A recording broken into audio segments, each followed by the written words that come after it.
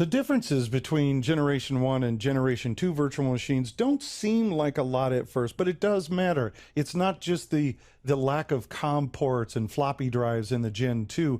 There's a lot of improvements to those Gen 2 machines, as we saw, and you'll see some more as we go forward in the future modules. Creating those virtual machines was a pretty straightforward process, and we saw a lot of the settings that you could set for those virtual machines. One of the most important ones was starting to do some resource balance between those virtual machines and configuring our dynamic memory. Now, in configuring the dynamic memory, we had its startup memory, the minimum that we wanted the machine to run at, and the maximum memory that we wanted to run at.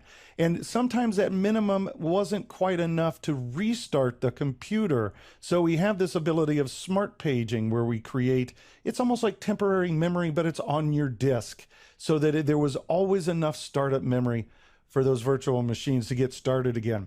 Now, managing the settings for all the dynamic memory can be kind of challenging when you're trying to look at different virtual machines.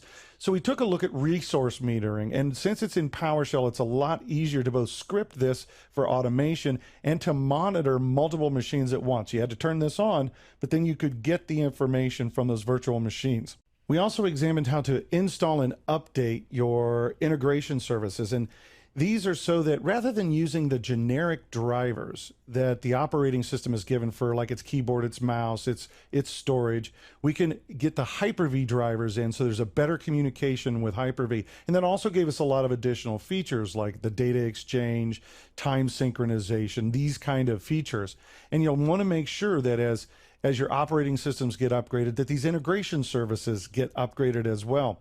Then we stepped back from our server view of virtualization. We've been creating servers in virtualization to handle our shares and our applications. And instead, we took a different view with virtual desktop infrastructure, a very common thing, VDI, to have set up.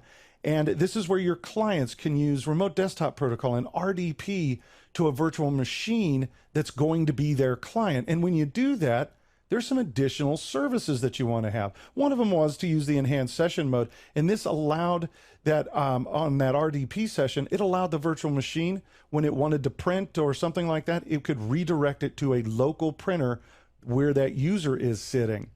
Also, if you had very graphic, heavy, laden programs, we could set up and utilize Remote FX, which allows us to have a graphical processing unit installed in the host to offload all that graphic work to, and then give that to the user. So it lowers the CPU requirements on the virtual machine.